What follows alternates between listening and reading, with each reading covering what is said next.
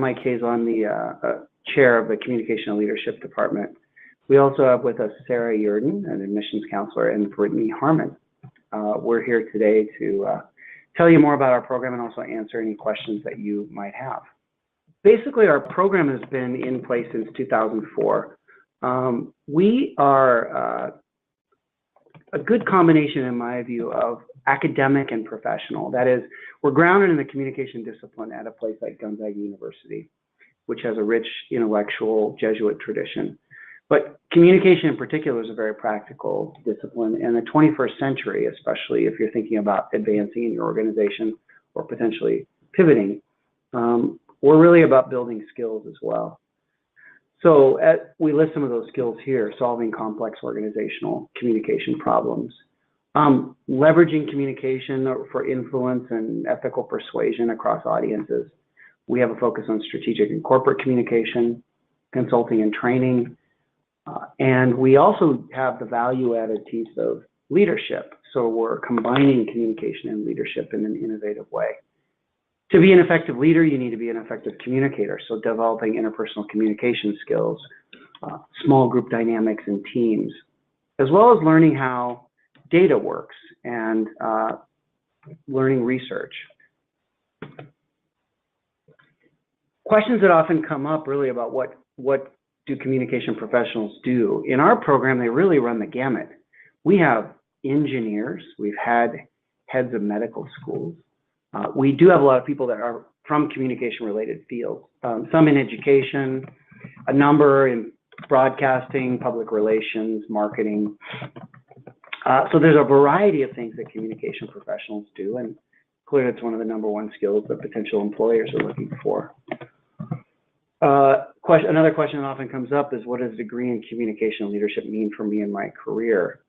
On average, if you have a graduate degree, you make an average of $8,000 more a year. So it creates opportunities for you for the future. And when you're in organizations with an MA, which is in some ways like the new BA, you have opportunities to leverage into potential career advancement or career change. The next question, obviously, is then what types of jobs are available to communications professionals? Because you will have an MA in a communication-related field, you could teach at the community college level or the junior college level, and we have a number of local journalists and comm professionals in town that teach for our universities now. Obviously, you've got opportunities in organizations in leadership positions, management, strategic and corporate communication, public relations. We have some people that are in HR as well. So communication is a pretty broad-based discipline, but it's also very practical and professionally oriented, which is why it's one of the more rapidly growing professions in the country.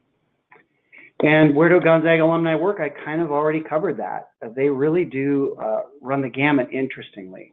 A lot of people in industry, number in education, as I said before. We have people in the military as well. And they do a wide variety of different things, which again, sort of leverages our strength because you're studying with people that come from a broad-based professional experiences and different careers. Oh, I already said that. What are the outcomes of having a degree? Typically, you become part of a group that differentiates yourself from others. Only 8% of Americans have an advanced degree. In addition, when you expand that worldwide, it's much lower than that. So you're operating in a specialized field, you become part of an elite group. I think I said $8,000 in the last slide. It's actually $11,000 per year, average pay difference for professionals with a master's degree versus bachelor's degree. In my own case, I got my MA first, and I wasn't planning on getting a doctorate. I ended up really liking teaching, but because I had an MA, it created opportunities that I did not have before. And obviously, I would have never gone for a PhD had I gotten my MA. So it just opens up doors and opportunities that you may not even anticipate. And as we see, there is going to be an increase in jobs requiring a master's degree by 2020. And we're in an economy now where intellectual capital is important. So we see a lot of demographics professional statistics where people are having multiple jobs and careers in their lifetime, and having this kind of core set of skills and a knowledge base to be able to adapt and solve complex problems. Again, it's just a really good thing to have as you go forward. I have not met anyone that said, I really regret getting my master's degree. Met a few people that said, I wished I would have finished. We'll talk a little bit about program structure. Our program used to be 36 credits. It's now 30 credits. So you finish a shorter time to completion. We have 5 core courses that are 12 credits, and we have 4 elective courses, and then a capstone, which can be a project, an applied project, or a more formal research project. Part of the capstone involves learning methods and preparing for developing the capstone itself, and we'll talk a little bit more about that. The courses are designed for working professionals. Almost all of our students are working professionals. They have jobs in addition to being a student. So and I think one of the things that students like about it, what we hear in our outcome data, is that they like the flexibility and support that they get. So we offer courses both online or on campus. We offer intensives too. There's one required immersion class where students have to come to campus. And many students come and they so enjoy their experience, they want to do more of those. Other than one immersion, which you typically take at the beginning of your program, you can take all of your classes online if you so wish, or you can do a combination of a number of different things. Typical completion in 2 years. I do have students that want to fast track it, and we make accommodations for different students' requests. As I said before, we have an on-campus immersion. Typically, it's going to start out with some pre-work that you would do online. You come for an intensive 3-day immersion, and then come back and complete a project. And we just had one last week, and as is typical, it's very inspiring to have all of our students come to campus, because most of the time we're interacting through a Blackboard site or a website or an occasional phone call. But to get in that face-to-face environment is special and unique and enriching. And the students like as well seeing themselves connected to a reputable university with a strong tradition. We offer them 5 times a year, so it's flexible to fit your schedule. It provides the opportunities for networking and becoming aware of all the resources available on campus. Connecting with faculty who can help with mentoring. And in fact, just as soon as I get off the phone or I get through this webinar, I have a meeting with a student who was there last week who wants to talk about research in a PhD program. So those opportunities are real. We care about our students a lot and like to provide opportunities. You get a great experience in professional development as well as experiential learning. Again, some of the advantages, and we hear this from our students and we think it's something that's helpful, is that it's very customizable. You can choose concentration. So we have concentrations in college teaching of communication, international and intercultural, as well as strategic and organizational communication. But a lot of our students don't choose those concentrations and they customize it. They take courses from the leadership side.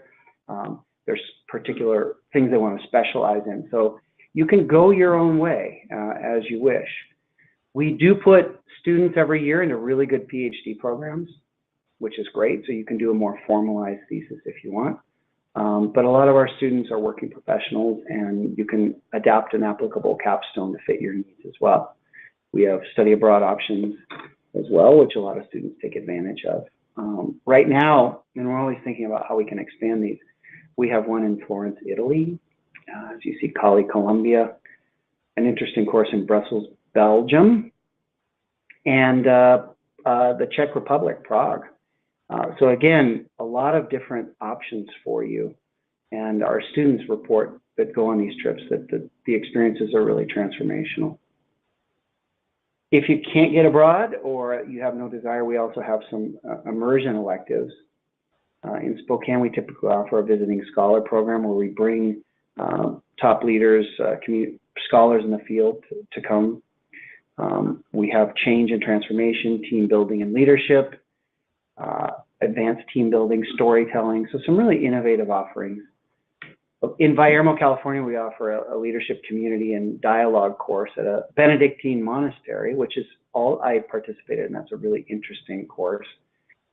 And Dr. Popa teaches a leadership and hardiness course, the culmination of which is a climb of Mount Adams. So there are a lot of innovative things happening and opportunities to kind of expand your way of thinking as well as developing skills.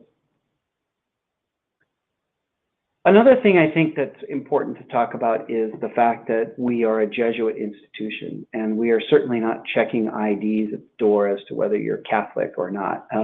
We have people from many faiths or no faith, but we're grounded in a values-based orientation that I think is appeals to many. We have students, we have Muslim students in our class, we have Buddhists, we have different faiths of Christianity, and we have agnostics and atheists. But what we invite you to do is to think about your own values and how they relate to being effective as a communicator and as a professional. So a couple things to talk about that are pretty Jesuit. One is Cura Personalis. That is this idea of care of the whole person.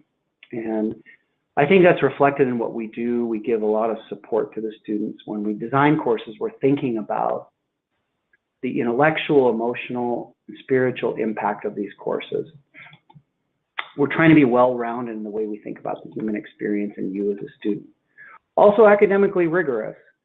Well, we understand you're working professionals, but we're also truly trying to push you to grow and to learn and to really have something value added, to be fundamentally changed when you get through the program. We are student focused. We have smaller class sizes. We're gearing, again, our educational experience around the students. And I can say with pride and accuracy that you do get a lot of personal support. Our enrollment specialist in our office upstairs in virtual campus does a fantastic job of providing advising and support to students, putting students in touch with faculty mentors. And I think that's one of the real differentiators of what we have. And we've been in the space a long time. There's a long tradition of both on-campus and online education. So when you think about Gonzaga, it's not just a basketball team, although our basketball team is pretty good. We're a well-known private university with a long tradition.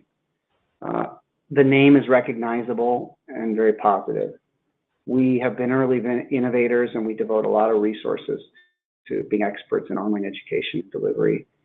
You have access to an extensive alumni network, and if you compare us to a lot of other programs, we're affordable as well.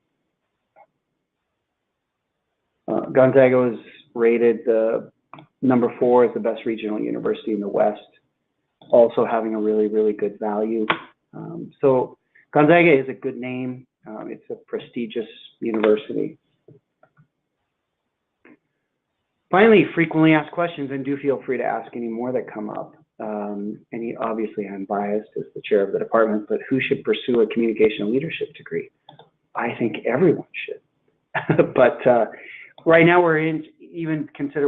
there's some University of Washington's medical school has collaborated with Gonzaga, and we're thinking about innovative ways that we can work with medical students to enhance health communication, to enhance doctor-patient relationships, to enhance leadership and administration. As I said before, we have people from a wide variety of disciplines. And as you probably noticed, there are people that are in leadership positions that communicate very well and others that don't. So to be able to develop those clear skills and orientations is helpful in so many capacities. Even simply having the nonverbal awareness in a job interview can make or break advancement in your career. Do you need a background in communication? No, a lot of our students do, but we have our introductory courses set up to give you a foundation if you do not have a dedicated leadership or a dedicated communication background. I've already talked about a lot of the backgrounds of other students in the program.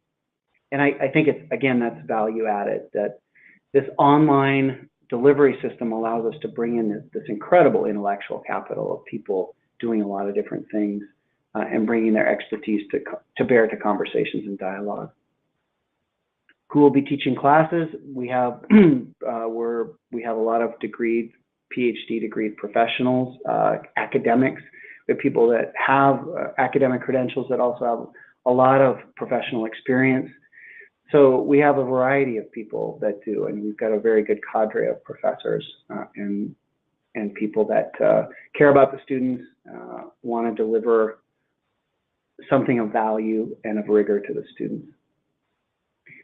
What makes Gonzaga Communication and Leadership program stand out? Well, I think I've already said it, but what I can think of and what comes to mind, I think student orientation, trying to be student-centered in what we do, thinking about the student and what the student needs. Knowledge of the communication field and combining that field with real-world knowledge in a fast-changing environment. Flexibility.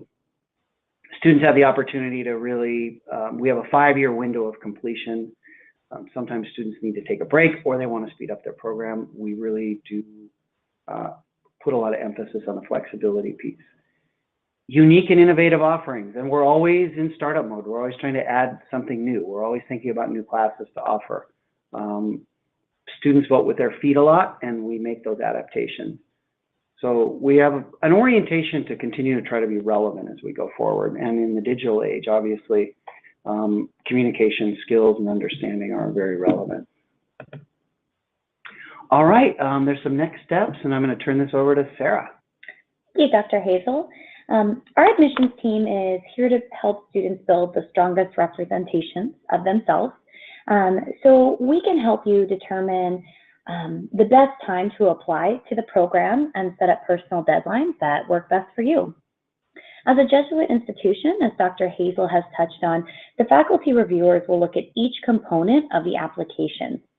And our application process is very straightforward, and we've mapped out some of those requirements here for you. In order to apply to the program, you'll need to complete an online application, submit a resume, official transcripts, 1 letter of recommendation, and a statement of purpose. If your GPA falls below a 3.0, please connect with your admissions counselor and we can walk you through a few additional requirements. All right. And then our fee waiver code for today is early COML, as it's displayed on the screen. It is case sensitive. And at this time, Dr. Hazel or the admissions team here is happy to answer any questions that you may have.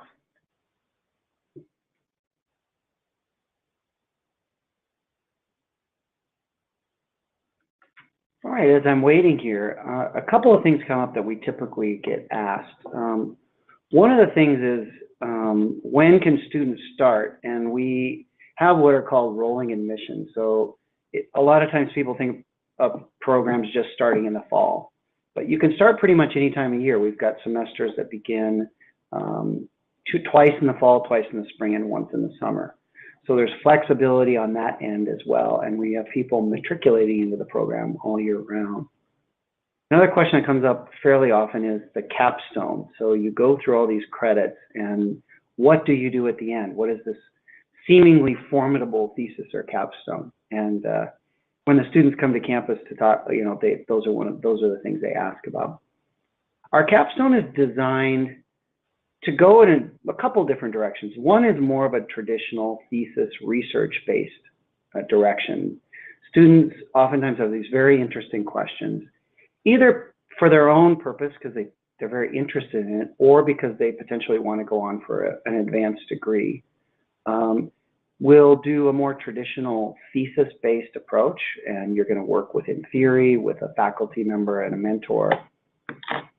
You'll develop a literature review, which means pulling in the most cutting-edge knowledge of a particular area and answering a research question or testing a hypothesis using, you know, standardized methodologies that you would learn in the program. That's one route. The other route, which more and more of our students are taking, is more of a professional capstone.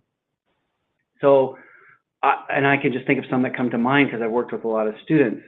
One worked for a major corporation, and very surprisingly, they did not have a formal crisis communication plan in place, which is pretty remarkable when you think about it. And Warren Buffett says it takes 20 years to build a reputation and 5 minutes to destroy it. So she ended up using, communication theory and case study research to develop a crisis communication plan for her organization.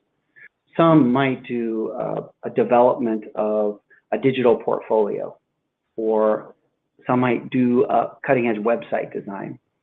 We give students a lot of flexibility in this regard because their needs are different. One very interesting one that comes to mind that's recent was a naval NCO who worked on nuclear submarines, and in one of the classes he learned how to do a communication assessment or a communication audit, and ended up conducting an audit for the base, and communicated with me later that implementation saved $10 million. So that's just a sense of what we do, but it really gives you an idea of the flexibility that you have and the ability to adapt the knowledges and skills to a real world problem. And that's one of the things I think is another value added piece of our capstone. Dr. Hazel, would you mind addressing generally what it takes to be an online student? Yeah, that's a really good question. Again, most of our students are busy and they're juggling many things. A lot of them are juggling family. So they've got family obligations to children. They're raising children. They're working full-time as well. And then they're also trying to go to school. Pretty amazing. We have a lot of respect for what our students are able to do. So it's about building the courses into your life. And we have a lot of students at the end say, oh my gosh, I'm going to feel this big hole in my life as I leave the program. You have to have a self-discipline and sort of get into a routine. But again, we're set up to design the courses to help you to do that, and also are there with support as things move forward. So I think that's one of the big things is, realizing that it's just going to have to become something you embed in your life. I think, typically a class, if you're willing to devote 10 hours a week to it, that would be sufficient. And again, we have some students that are full-time students that fast track it and they take more than one class at a time, but it's finding that balance of when to take more than one class in a term and how to think about that in terms of what your other obligations are. Thank you. Mm-hmm. All right, and I just again want to thank you for taking the time. Thank you for considering our program, and if you want to follow up further, we've got excellent enrollment specialists and admissions counselors here, and I'm also happy to have a conversation with you as well. At our practicum last week, we had 2 new students who were onto our webinars, and they appreciated they told me that they appreciated being able to be in contact with the chair and professor. So we are happy to do that, and that's why we're here. So all the best, and thanks again for considering our program.